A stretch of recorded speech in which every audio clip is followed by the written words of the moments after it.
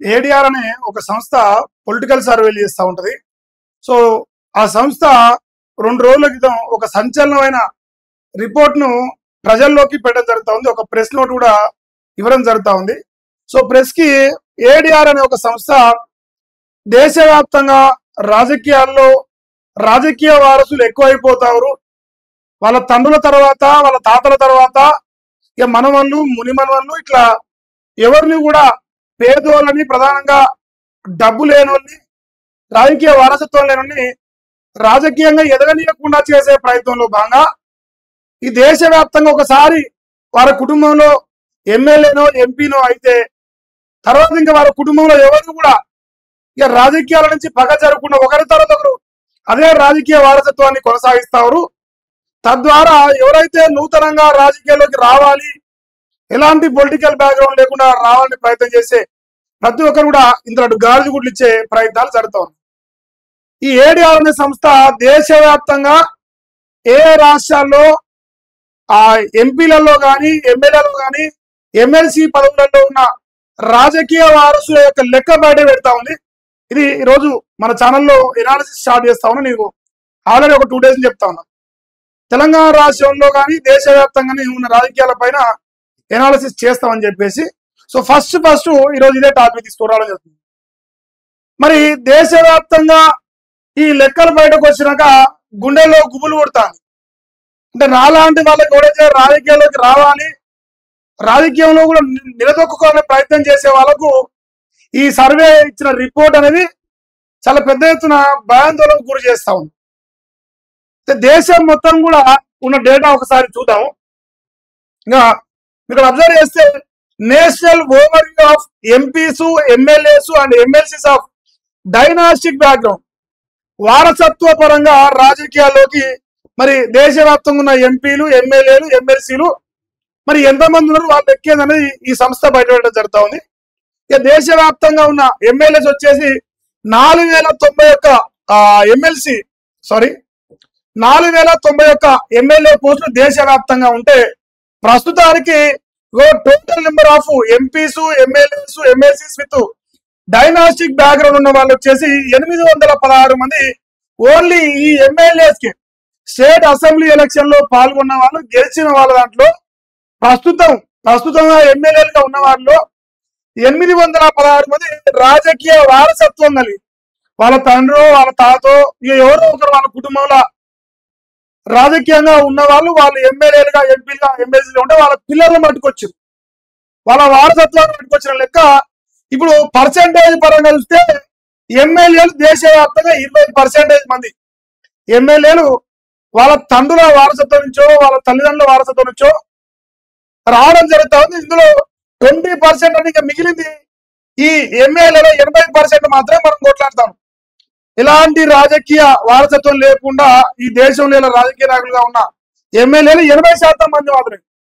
మిగతా 20% మందికి మీరు ఏదైతే జేజేలు కొడతారో, ఈవెన్ తెలంగాణలో కూడా డేటా చెప్తా, ఎవరైతే జేజేలు కొడతారో మీరు గమనించిందంటే ఆల్రెడీ మనము 20% మందికి మన అయ్య కొట్టిన జేజేలు, వాని తాత కొట్టిన వానికి కూడా జేజేలు కొడతాను. ఇక మనకు జేజేలు కొట్టించుకునే రాత లేదన్నమాట. మనం రాజకీయాల్లోకి రాలేము, మనం రాజకీయంగా పోటీ చేయలేము, నిలదొక్కోలేము అనమాట. ఎందుకంటే ఆల్రెడీ ఒకసారి ఎమ్మెల్యేలు వాళ్ళు దండిగా సంపాదించిన తర్వాత వాని కొడుకునో బిడ్డనో ఎవరినో రాజకీయాల్లో పట్టుకొస్తాం. ఆ లెక్క ఈ రోజు ఈ క్షణానికి ఈ దేశంలో ఇలా 20% మంది ఉన్నారు, 816 మంది ఎమ్మెల్యేలు ఉన్నారు. రాజకీయంగా వాళ్ళ తల్లిదండ్రుల కుటుంబాలు రాజకీయంలో ఉన్న వాళ్ళ పిల్లలు. తర్వాత ఈ ఎంపీస్ వచ్చేసి లోక్సభ ఎలక్షన్ లో 543 లోక్సభ స్థానాలు ఉంటాయి ఈ దేశంలో. 167 స్థానాల్లో ఆల్రెడీ రాజకీయ వారసత్వం కలిగిన వాళ్ళు మాత్రమే ఉన్నారు. బెస్ట్ ఎగ్జాంపుల్ తెలంగాణ మన తెలుసు, వివేక్ వెంకటస్వామి గారి కుమారుడు గడ్డం వంశీ కావచ్చు, మన నల్గొండ జానారెడ్డి కొడుకు కావచ్చు, కడియం కావ్య కావచ్చు. ఇప్పుడు వీరినే 3-4 లెక్క తేలుతారు. సో ఈ ఎంపీలుగా ఉన్న వాళ్ళు 31% మంది, అంటే 69% మాత్రం మనం పోటీ పడతాం. ఇక ఇలా మన డబ్బున్నోళ్ళు, సామాజిక వర్గాలు, కులాలు, మతాలన్నీ వేరే. ఆల్రెడీ రాజకీయంలో ఉన్నోడు పీకింది ఏం లేదు, మళ్ళీ వాని పిల్లలను తీసుకొచ్చి పొడిచేది కూడా ఏం లేదు. సో వాళ్ళ లెక్క ఇప్పుడు 500 మంది పార్లమెంటు సభ్యులలో ఎంపీలలో ఇప్పుడు ఉన్న దాంట్లోనే 167 మంది వారసత్వం నుంచి వచ్చిర్రు ఈ దేశానికి. మరొకటి, రాజ్యసభలో 224 సీట్లుంటే 47 మంది రాజకీయ వారసతే, ఇది కూడా 21% ఉన్నారు. ఇక మిగిలిన 79% మాత్రం మనం కొట్లాడుకోవాలి. ఇది డైరెక్ట్ గా ఎలక్షన్స్ ఏమి ఉండవు, అయినా కూడా ఇందులో 21% అమలు అవుతుంది ఈ దేశంలో. 21% రాజ్యసభ సభ్యులు కూడా వారసత్వం నుంచి వచ్చిన వాళ్ళే ఉన్నారు రాజకీయాల్లోకి. మరొకటి, ఎమ్మెల్సీలు వచ్చేసి 346 ఇవాళ ఈ దేశంలో ఉన్నాయి. అయితే 77 మంది ఎమ్మెల్సీలు కూడా, వీరు కూడా ప్రత్యక్షంగా ఎన్నికల్లో పార్టిసిపేట్ చేయరు దాదాపుగా. సో అన్నో ఎన్నో టీచర్స్ గ్రాడ్యుయేట్స్ ఉండొచ్చు. అందులో కూడా 22% అంటే ఇంకా 68%కే మనం కొట్లాడుకోవాలి. సారీ 78%కి మనం కొట్లాడుకోవాలి. ఇది ఈ దేశవ్యాప్తంగా ప్రస్తుతం ఎమ్మెల్సీల దాంట్లో 22% రాజకీయంగా వారసత్వం కలిగిన వాళ్ళ పిల్లలు ఇలా రాజకీయాలు ఉన్నారు. అంటే ఈ ఎంటైర్ మీ డేటా అబ్జర్వ్ చేస్తే 20 నుంచి 30% మధ్యలో ఈ రోజు ఈ దేశంలో రాజకీయాలు చేస్తా ఉండి, ఎవరైతే మనం జేజేలు కొట్టి మాయన్న దేవుడు అని వెనకంగా తిరుగుతా ఉన్నాం, వాళ్ళ అయ్యలకు తిరిగినాం, వాళ్ళ తాతలకు తిరిగినాం, ఈ రోజు వాళ్ళకు కూడా తిరుగుతున్నాం. కానీ మనం మాత్రం రాజకీయంగా 7 నెలలు ఆనే ఉన్నాం, 7 నెలలు ఆనే ఉన్నాం. ఇది గమనించండి. మరి టోటల్ గా అసలు ఎమ్మెల్యే ఎంపీలు ఎమ్మెల్సీ అంతా డేటా చూసుకుంటే 5204 ఉంటే ఇలా ఈ దేశంలో రాజకీయాలు ప్రధానంగా చట్టసభలల్లో, సింపుల్ అయిపోయి చట్టసభలలో ఉన్న డేటా 5204 మంది మనం పరిపాలిస్తున్నారు ఈ దేశంలో ప్రస్తుతానికి. ఆ పరిపాలించే సింహాసనం మీద కూర్చునే వాళ్ళలో 1107 ఆల్రెడీ వాళ్ళ కుటుంబ సభ్యులు రాజకీయాల్లో ఉండి వాళ్ళు గెలిచి వాళ్ళు రాజకీయం చేస్తే వాళ్ళ పిల్లల్ని ఇలా పట్టుకొచ్చు. ఎంత శాతం పట్టుకొచ్చారు? 21% పట్టుకొచ్చినా. అంటే దాదాపుగా ప్రతి ఐదుగురిలో ఒకరు ఉన్నారు. ప్రతి ఐదుగురిలో ఒకరు రాజకీయ వారసత్వం కలిగిన వాళ్ళు ఈ దేశంలో. అంటే ఇంకా 4 5 ఒకరు వెళ్ళిపోతే ఇంకెంతమంది ఉంటారు? ఇంకా 4 ఉంటారు. ఈ 4 మనం ఇలా ఈ దేశంలో కుల ప్రాతిపదికన, మత ప్రాతిపదికన, ప్రాంతాల ప్రాతిపదికన, డబ్బు పరంగా ఇవన్నీ బేరీజు వేసుకొని అందులో ఆ రాజకీయ పార్టీలో మనకు అవకాశం ఇస్తే, మన కొడుకుని కావాలో బిడ్డని కావాలో మనం గుంజుకొస్తే మనకేమైనా అవకాశం వస్తుంది. ఇలా తెలంగాణలో కాంగ్రెస్ పడి బీసీలకు రిజర్వేషన్ అంటాను కదా, ఆ బీసీలకు ఇస్తాన స్థానిక ఎన్నికల రిజర్వేషన్ గురించి పక్కన పెడితే, ఈ రిజర్వేషన్ రేపు ఒకవేళ వచ్చినా కూడా ఈ స్థానిక ఎన్నికల్లో కూడా ఆల్రెడీ సర్పంచ్ గా చేసినోడు, ఎంపీటీసీగా చేసినోడు ఎవడో మన కొడుకో బిడ్డో మనోడో మనరాలు ఇక్కడ గ్రౌండ్ లెవెల్ లోకల్ ఎలక్షన్ లో కూడా అంతో ఎంతో ఈ డైనాస్టిక్ పాలిటిక్సే జరుగుతా ఉంది. అందులో కూడా రాజకీయ వారసత్వం కలిగిన వాళ్ళే వస్తారు. ఇప్పుడు ఒక గ్రామంలో కొత్తగా సర్పంచ్ గా పోటీ చేస్తూ కూడా పెద్దగా ఏం కనిపిస్తలేదు. ఈ దేశ రాజకీయాల్లో ఏమైనా మనం ఇక్కడ గమనించాల్సింది, ఒకసారి వాడు ఎమ్మెల్యే అయితే వాడు కొడుకునో బిడ్డనో ఎమ్మెల్యేనో ఎంపీగా మనం తీసుకొస్తాడు. అంటే ఈ రాజ్యం ఏదైతే రాజ్యాధికారం రావాలని మనం ఫైట్ చేస్తామో, రాజ్యాధికారం ఒకసారి సాధించినోడు మళ్ళీ వాని కొడుకును తీసుకొచ్చి సింహాసనం ఎగుచెడతాడు, తర్వాత వాని బిడ్డను తీసుకొచ్చి సింహాసనం ఎగుచెడతాడు. కానీ మన బతుకులు మాత్రం ఏడ ఉండాలో అన్నీ ఉంటాం. ఈ రిపోర్టు ఇలా దేశం మొత్తం అలజడి ఉట్టించే అవకాశం కనిపిస్తా ఉంది. సో అందుకే మీ ముందరికి ఫస్ట్ అనాలిసిస్ రూపంలో తీసుకురావడం జరుగుతుంది. అయితే మరి ఇది దేశవ్యాప్తంగా కనిపిస్తా ఉంది కదా, ఇక పర్సెంటేజ్ లీడ్ వేసుకోవచ్చు. ప్రస్తుతానికి మనం దేశాల వ్యాప్తంగా కాకుండా రాష్ట్రాల వ్యాప్తంగా చూస్తే, ప్రస్తుతానికి మనం తెలంగాణ రాష్ట్రంలో ఉన్నాం. తెలంగాణ రాష్ట్రంలో 17 పార్లమెంట్లు, 119 ఎమ్మెల్యేలు, 40 మంది ఎమ్మెల్సీలు ఉన్నారు. మొత్తంగా 176 మంది ఇక్కడ మనకు కనిపిస్తారు. ఒకసారి మీరు గమనించండి. ఈ 176 మందిలో మరి ఇది తెలంగాణ సంబంధించిన డీటెయిల్స్. ఈ 176 మందిలో ప్రస్తుతానికి 43 మంది రాజకీయంగా వారసత్వం కలిగిన వాళ్ళు ఎమ్మెల్యేలుగా కానీ, ఎమ్మెల్సీలుగా కానీ, ఎంపీలు కానీ, వాళ్ళ అయ్యో, వాళ్ళ తాతో, వాళ్ళ అమ్మో, వాళ్ళ నాయనమ్మో ఎవరో ఒకరు రాజకీయ వారసత్వం కలిగిన వాళ్ళు ఈ రోజు ఈ తెలంగాణ రాష్ట్రంలో ప్రతి 5గురిలో లేదంటే ప్రతి 10 మందిలో ముగ్గురు ఉన్నారా? ప్రతి 10 మందిలో ముగ్గురు వాడు అయ్యి ఆడని రాజకీయం చేస్తాను. అంటే ఇప్పుడు ఈ 40కి ప్లస్ ఇంకో 30 వేసుకోవచ్చు. ఈ లెక్కన ఈ 40కి ఇంకో 30-40 వేసుకోవచ్చు, డబుల్ వేసుకోవచ్చు. 176లో 43 మంది కొడుకులో బిడ్డలో ఉన్నారు. వెనక ఇప్పుడు సపోజ్ డబుల్ టికెట్లు ఉన్నాయిగా, డబుల్ టికెట్లు, త్రిబుల్ టికెట్లు ఉన్నాయి. మీ అందరూ తెలుసు. ఇదే వెంకట సాయి ఉండు, ఆయన అన్న ఉన్నాడు, ఆయన ఉన్నాడు, అలా కొడుకున్నాడు, ముగ్గురు ఉన్నాడు ఒకటే ఇంట్లో. మరి ఇటు పోతే మా ఉత్తమనుడు, తర్వాత వాళ్ళ సతీమణి ఉంది. అటు పోతే మా నల్గొండ ఆడిద్దరు కొడుకులు ఉన్నారు. జానారెడ్డి గారు ఇద్దరు కొడుకులు, ఒక ఆయన ఎంపీ, ఒక ఆయన ఎమ్మెల్యే. మరి మా కోమరెడ్డి వెంకరెడ్డి గారు, రాజగోపాల్. ఇట్లా తెలంగాణ రాష్ట్రంలో ఏ పార్టీలకు పోయినా ఎవరైనా సొక్కం కాదు, ఎవరెవరు పార్టీల పరంగా కూడా ఎటువంటి లెక్క తీద్దాం. రాజకీయంగా వారసులను పట్టుకొచ్చుకొని ఎవరిని కూడా రాజకీయంగా ఎదగకుండా ఒక్కసారి వాడు కుర్చీ ఎక్కితే వాడు కొడుకు. ఇలా రేవంత్ అన్న ఇంకంతో ఇంత అదృష్టంగా చెప్పాలి. ఆయన అన్నదమ్ములు ఇంకా ఎమ్మెల్యేలుగా కాకపోయినా ఎమ్మెల్యేల కంటే ఎక్కువ పదవులు భరిస్తావు, కానీ రాజకీయాలు పడకరాలి. ఇంకా మరి రేపు ఎవరు వస్తారని తెలియదు. ఈ దేశంలో కానీ తెలంగాణ రాష్ట్రంలో కానీ మనం జేజేలు కొడతా ఉన్నాం కదా రోజు పార్టీలకు, నాయకులకు. నేనైనా కావచ్చు, మీరైనా కావచ్చు. మనం అదే ఓటర్లకనే ఉన్నాం. మన బతుకు ఓటర్ కానీ అయిపోయింది. కానీ మనం ఏవైతే ఓట్లు వేస్తా ఉన్నామో వాళ్ళు మాత్రం వాళ్ళ కొడుకు, ఆయన తర్వాత ఆయన మనవడు, మునిమానుడు అందరూ రాజకీయాలకు వచ్చి సింహాసనం మీద కూర్చుంటారు. కొత్తోనికి అవకాశం కల్పిస్తలేరు. కొత్త వాళ్ళని రావాలంటే వీళ్ళందరినీ వాళ్ళ ఆస్తిని తట్టుకోవాలి, వాళ్ళ పత్రాలను తట్టుకోవాలి, వాళ్ళ దగ్గర ఉన్న ఫాలోవర్స్ తట్టుకొని అన్ని తట్టుకొని వాళ్ళకి వీడు 10 సార్లు ఎమ్మెల్యే అవుతాడు. 43 మంది ఆలోచన రాజకీయ వారసత్వం కలిగిన వాళ్ళు ఈ తెలంగాణ రాష్ట్రంలో ఎమ్మెల్యేలుగా, ఎమ్మెల్సీలుగా, ఎంపీలుగా ఉన్నారు. అయితే పర్సెంటేజ్ పరంగా చూస్తే 24% మంది. 24%, 124% ఇప్పుడు తెలంగాణ రాష్ట్రంలో రాజకీయ వారసత్వం నుంచి వచ్చిన వాళ్ళు. అంటే మనం ఎమ్మెల్యేలు కావు, ఎంపీలు కావు. ఇందో ఒకవేళ ఈ 42% ఇప్పుడు స్థానిక ఎన్నికలు అంటారు కదా, రేపు భవిష్యత్తులో ఈ 42% బీసీలకు వచ్చిన ఆల్రెడీ తలసాని శ్రీనివాస్ యాదవ్ ఉన్నాడు.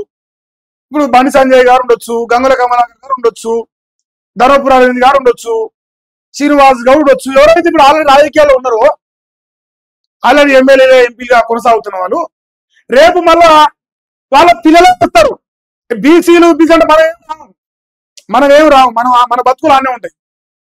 మళ్ళీ రేపు వాళ్ళ కొడుకో, బిడ్డో, మనోడో, మనోళ్ళు వాళ్ళే వస్తారు రాజకీయాలకు. ఆ లెక్క ఎంత ఉంది? 24% ఉంది. ఇది తెలంగాణ రాష్ట్రంలో ప్రస్తుతం నెపోటిజం అంటా ఉంటాం మనం జనరల్ గా. ఆ నెపోటిజం ఇంత బ్రహ్మాండంగా కొనసాగుతుంది. వారసులు, తర్వాత వాళ్ళ వారసులు తప్ప రాజకీయాల్లో ఏం మారలేదు. 78 స్వతంత్ర భారతదేశంలో ఈ రోజు కూడా 24% రాహుల్ గాంధీ అయితే ఉన్నారో వాళ్ళ ముత్తాత పూల్వాలా చాచా, తర్వాత ఇందిరాగాంధీ, తర్వాత రాజీవ్ గాంధీ, తర్వాత సోనియా గాంధీ, అలా రాహుల్ గాంధీ. అన్నింటిలో 100% నెపోటిజమే, 100% డైనాస్టిక్ పాలిటిక్స్ అని. సో దాంట్లో ఏం మార్పు రాలేదు. అట్లీస్ట్ తెలంగాణలో మనకన్నా రేపు భవిష్యత్తులో ఇప్పుడు నాలాంటి వాళ్ళు ఆందోళనలో ఉన్నారు. అరే రాజకీయంగా ఏమైనా పోరాడదాం, ఏమైనా సాధిద్దాం, రాజకీయంలో నిలబడదాం అనుకునేవాళ్ళు. మాలాంటి వాళ్ళు నిలబడి ముందరికి రావాలంటే ఇన్ని తట్టుకోవాలట. 24% ఎవరు నిలబడితే మనం ఓడిపోవాల్సిందే. వానితో డబ్బుతో పోల్చుకోలేము, వానితో పరపతితో పోల్చుకోలేము. వాని అయ్యా ఆల్రెడీ రాజకీయం చేస్తున్నాడు, వాని తాత ఆల్రెడీ రాజకీయం చేస్తున్నాడు. ఇక మళ్ళీ అవకాశం రాదు. ఇప్పుడు సపోజ్ సింపుల్ ఎగ్జాంపుల్ చెప్తా. మా రాజగోపాల్ రెడ్డి 60 ఏళ్ళకి వచ్చింది. ఇలా నేను రాజకీయాల్లో రావాలనుకుంటాను. ఇప్పుడు తర్వాత ఆయన కొడుకు సంకేతానికి తయారు, నేను పేరు కూడా నాకు చక్కదలు అని. ఆయనతో పాటు కోట్లు సంపాదించలేము, ఆయనతో పాటు మనం పోటీ పడలేము, ఆయనతో పాటు ప్రజలు వచ్చలేము. అంటే ఇప్పుడు ఈ 24% ఇంకొక ఆయన వస్తారు, ఆయన తర్వాత ఇంకొక ఆయన. ఇక మన బతుకులు అన్నీ ఉంటాయట. సో ఇది ఈ తెలంగాణ రాజు ప్రస్తుతానికి ప్రతి 5గురిలో ఒకరు రాజకీయ వారసులే ఉన్నారు. కొత్తోనికి అవకాశం రావట్లేదు. ప్రతి 5గురిలో 4 మాత్రమే కొత్తోళ్ళు. ఆ 4లో కూడా డబ్బు ఉన్నోడే ఫస్ట్ ఉన్నాడు. ఇక మళ్ళీ ఇలా బీసీలు, బోసీలు అంతా తర్వాత మాట్లాడదాం. అయితే ఏ రాజకీయ పార్టీ ఉందో ఒకసారి గమనిద్దాము. ఇది తెలంగాణ రాష్ట్రంలో ప్రస్తుతం ఉన్న పరిస్థితి. ఇంకో మనం నెపోటిజంలా 1, 2, 3, 4, 5, 6, 7, 8, 9, 10, 11, 12, 13 ఉన్నాం. 29 రాష్ట్రాల్లో ప్రస్తుతానికి మన తెలంగాణలో రాజకీయ వారసత్వం లిస్టులో చూసుకుంటే మనం 13వ స్థానంలో టాప్ 13 నిలబడ్డాం. మంచి ర్యాంకే ఉన్నది మనం. ఏం తప్పులే అంటే మన బతుక్కి మనం ఓన్ తర్వాత జేజలు కొడుతున్నాము, మనం మార్చలేము. ఫస్ట్ ఆయన కొడుకు కొడతాను జేజలు, తర్వాత వాడి బిడ్డ కొడతాను, తర్వాత మనల్ని కొడతాను. మనం మాత్రం రావట్లేవు రాజకీయాలు. సో 13వ ర్యాంకులు ఉన్నమాట. ఇంకో చిన్న విషయం, మరి ఏ రాజకీయ పార్టీ ఎట్లా ఉందనేది ఒకసారి ఇక్కడ మీరు అబ్జర్వ్ చేస్తే కింద చూపిస్తా లిస్ట్ లో. Party wise చూసుకురా. నేషనల్ పార్టీలో ఈ రాజకీయ వారసత్వం ప్రస్తుతానికి కాంగ్రెస్ ప్లస్ బీజేపీ 2 పార్టీలు. బీజేపీలో వారసత్వ రాజకీయాలు లేవు, ఆయన తర్వాత ఇంకోడు రారని చెప్తారు. కానీ బీజేపీ లాంటి పార్టీలు కూడా ఇలా 20%, 15% అమలవుతాను. ఇలా కాంగ్రెస్ అయితే ఇంకా 40కి పోవచ్చు. మరి యావరేజ్ చూస్తే 20%కి వచ్చింది. యావరేజ్ పార్టీ పరంగా చూసుకుంటే 20%, స్టేట్ పార్టీస్ అయితేనేమో 22% ఉంది. ఇంకా అన్రికగ్నైజ్డ్ పార్టీస్ 24. ఇది పార్టీ వైజ్ గా state party, central party wise చూసుకుంటే ఇందులో కూడా ప్రతి 5 ఊర్లో ఒకడు రాజకీయ వారసత్వం కలిగిన వాడే ఉన్నాడు, రాజకీయ నాయకుడు ప్రస్తుతానికి. ఇక్కడ మనం ఒకసారి ఇక మరి తెలంగాణలో ఉన్నాయి కదా పార్టీలు, బీజేపీలో 17% తోని నాకు తెలిసి అత్యంత తక్కువలో ఆమ్ ఆద్మీ పార్టీ ఇంకా బెటర్ అయ్యా కొంచెం. ఆమ్ ఆద్మీ 11% లో ఉన్నది. బీఎస్పీ అయితే గుండుతున్నాయి, అంటే గెలిచిన వాళ్ళే తక్కువ, అలాగని గెలిచిన వాళ్ళు తక్కువ ఉన్నారు. ఇప్పుడు దేశవ్యాప్తంగా ఈ భారతీయ జనతా పార్టీలో 17% ఉన్నారా. 2124 మందిలో లెక్కేసుకుంటే 2124 మందిలో 371 మంది ఆల్రెడీ వాళ్ళ కుటుంబ సభ్యులు ఉన్నా కూడా భారతీయ జనతా పార్టీ టికెట్లు ఇచ్చింది. వాళ్ళు కూడా ఇలా ఎమ్మెల్యేలుగా, ఎంపీలుగా, ఎమ్మెల్సీలు. మళ్ళీ మాకు రాజకీయ వారసత్వం మేము పట్టించుకోము, ఏం మాయ తర్వాత రాదు, ఇది చెప్పకరి బీజేపీలో. సరే, బీజేపీలో కూడా 2000 మంది పైచిలుకులో 371 మంది ఆల్రెడీ రాజకీయంగా ఉన్న వాళ్ళే ఉన్నారు. నాకు తెలిసి ప్రధానమంత్రికి గసాంటి పదవులకు లేకపోవచ్చు రాజకీయ వారసత్వం, కానీ కింది స్థాయిలో ఈ రోజు కూడా నెపోటిజం అమలు అవుతుంది. డైనాస్టిక్ పాలిటిక్స్ బీజేపీ కూడా కొంచెం తక్కువ ఉన్నాయి, అంతే 17%లో నిలబడ్డం. ఇవాళ దేశంలో ఇండియన్ నేషనల్ కాంగ్రెస్ ప్రపంచ చరిత్రలో ఇంత పెద్ద పార్టీ పుట్టిందని చెప్పలేం కదా. సో వాళ్ళ దాంట్లో చూసుకుంటే 817 మంది ప్రస్తుతానికి రాజకీయాల్లో ఎమ్మెల్యేలుగా, ఎంపీలుగా, ఎమ్మెల్సీలుగా చట్టసభలు ఉంటే అందులో ఈ 250 మంది డబల్ రేట్, ఇంకొక 2 వస్తే డబుల్. బీజేపీతో పోలిస్తే ఈ దేశంలో డబల్ ఉండదు రాజకీయ వారసత్వం. ఎగ్జాంపుల్ చెప్పండి, మన ఉత్తమన్న భార్య కావచ్చు, వాళ్ళు కావచ్చు, జానారెడ్డి కావచ్చు, మన అలవన్న మొత్తం నెపోటిజం. మన అలవన్న మొత్తం అందరూ సుఖమైనలే. మా వివేక్ వెంకటేశ్వర ఇంట్లో 3 అన్నయ్య, తమ్మయ్య, తర్వాత కొడుకయ్య. సో ఇట్లా కాంగ్రెస్ పార్టీలో 32% అమలవుతాను. ఇప్పుడు కాంగ్రెస్ పార్టీ ఏం చెప్తుంది జనరల్ గా, ఇంకో స్థానిక ఎన్నికల్లో 42% ఇస్తాం, బీసీలకు రిజర్వ్ నడిపిస్తాం అని చెప్తారు కదా. దాంతో పాటుగా ఇక ఎవరెంత ఉంటే వారంతే కదా, అది జరుగుతుంది, ఇక అమలవుతాను. ఆల్రెడీ వాని కొడుకో, వాని తండ్రి, ఒకరు రాజకీయాలు ఉన్నాడు. మరి వాడు అంతమంది ఉన్నప్పుడు అంత తినాలి కదా. ఇప్పుడు నేను ఎమ్మెల్యేనైనా, నీవు కాంగ్రెస్ పార్టీలో ఎమ్మెల్యేనైనా, మరి నా కొడుకు నాంత తినాలి కదా. నా కొడుకు, నా బిడ్డ నాంత తినాలి. కాబట్టి 800 ఉంటే వాళ్ళు 258 మంది రాజకీయ వారసత్వం నుంచి వచ్చిన వాళ్ళే ఉన్నారు. ప్రస్తుతానికి ఎంపీలుగా కొనసాగుతా ఉన్నారు, ఎంపీలుగా, ఎమ్మెల్యేలు మిగతా పార్టీ ఇదిలో. ఇక మరి ఇంకొక పార్టీ ఉన్నది మన తెలంగాణలో, జర్రాది కూర్చున్నాం. ఇంకో బీఆర్ఎస్ పార్టీ తెలంగాణ రాష్ట్రంలో ఉన్నది. బీఆర్ఎస్ పార్టీలో ప్రస్తుతానికి ఎమ్మెల్యేలుగా, ఎమ్మెల్సీలుగా, ఎంపీలుగా 52 మంది ఉన్నారు ప్రస్తుతానికి. అందులో 10 మంది రాజకీయ వారసత్వం చూసుకుంటే 19% అమలవుతాను. ఈ 10 మంది నాకు తెలిసి ఇప్పుడు కేసీఆర్ ఇంటే 2-3 ఉన్నాయి. కేసీఆర్ ఇంటే 2-3 ఉన్నాయి. మన కలవకుండా కవిత గారు, ఆయన తర్వాత అల్లుడయ్య, ఈలే ముగ్గురు వెళ్ళిపోతారు ఈ 10 మందిలో. అంటే ఇప్పుడు తెలంగాణ రాష్ట్రంలో ప్రతి కాంగ్రెస్ పార్టీ చూసుకుంటే డైరెక్ట్ 32%, ఇక బీఆర్ఎస్ చూసుకుంటే 19% ఉంది, బీజేపీ 17% లో నడుతుంది. ఈ 3 రాజకీయ పార్టీ ప్రధానంగా తెలంగాణలో ఉన్నాయి. అంటే ఇప్పుడు మన జేజేలు కొడతాను, జై బీఆర్ఎస్, జై బీజేపీ, జై కాంగ్రెస్ కొడతా ఉన్నాం కదా. అందులో ప్రతి 5 ఊర్లో ఒకడు వాళ్ళ అయ్యకు కొట్టాం, వాడు కొడుతున్నాం. వాళ్ళ అయ్యకు జేజేలు కొట్టినాం, వాడికి కూడా జేజేలు కొడతాను. ఇప్పుడు కేసీఆర్ జేజేలు కొట్టు, తర్వాత కేటీఆర్ జేజేలు కొడుతుంది, తర్వాత హిమార్చు కూడా జేజేలు కొడతాం. మన బతుకులు మాత్రం ఆనే ఉంటాయి, మనం ఓటేసే కానే ఉంటాం. రాజ్యం మీద అయ్యా, తర్వాత కొడుకు, తర్వాత మనవడు, తర్వాత మునివాడు. రాజకీయంలో ఈ దేశవ్యాప్తంగా డైనాస్టిక్ పాలిటిక్స్ పైన మరి ఈ ఏడిఆర్ అనే సంస్థ సంచలనమైన రిపోర్ట్ ఇస్తా ఉంది. మరి దేశం మొత్తంలో కూడా ఎంతమంది ఉంటే అంతమంది తినాలని చెప్పేసి నడుస్తా ఉందో, ఇలా రిజర్వేషన్ అమలైనా కూడా సపోజ్ ఒక ఎస్టీ రిజర్వ్డ్ ప్రాంతంలో చూసుకున్నా, ఇలా వివేక్ వెంకట స్వామి ఎస్సీ కావచ్చు, తర్వాత మా బచ్చన్న గారు ఎస్సీ కావచ్చు, వారు ఆల్రెడీ మళ్ళీ వాళ్ళ తర్వాత కుటుంబాలు వస్తున్నారు. అంటే మనం ఎస్సీలకు ఎస్టీలకు బీసీలకు రిజర్వేషన్ దక్కుతుంది, రాజకీయంగా చైతన్యం వస్తుందని మనం చెప్తున్నాం కదా. అందరికీ రావట్లేదు చైతన్యం. మన అయ్యకు వస్తే వాడు కొడుకొస్తాను అంతే, మన తాతకు వస్తే మన కొడుకొస్తుంది. ఇదే జరుగుతుంది. మనం సొంతంగా ఫస్ట్ టైం రాజకీయాల్లోకి రావాలనుకుంటే ఈ రోజు ఈ దేశంలో అవకాశాలు లేవు. ఆల్రెడీ వాళ్ళ కుటుంబంలో ఉన్నోడే రాజకీయంలోకి వస్తాను. సో ఇది ఈ కంప్లీట్ డీటెయిల్స్. సో దయచేసి ఫస్ట్ టైం ఎనాలిసిస్ చేస్తాను. ఈ వీడియో నచ్చినట్లయితే దయచేసి వీడియోని లైక్ చేయండి, ఛానల్ సబ్స్క్రైబ్ చేసుకొని చూసే ప్రయత్నం చేయండి. Thank you so much.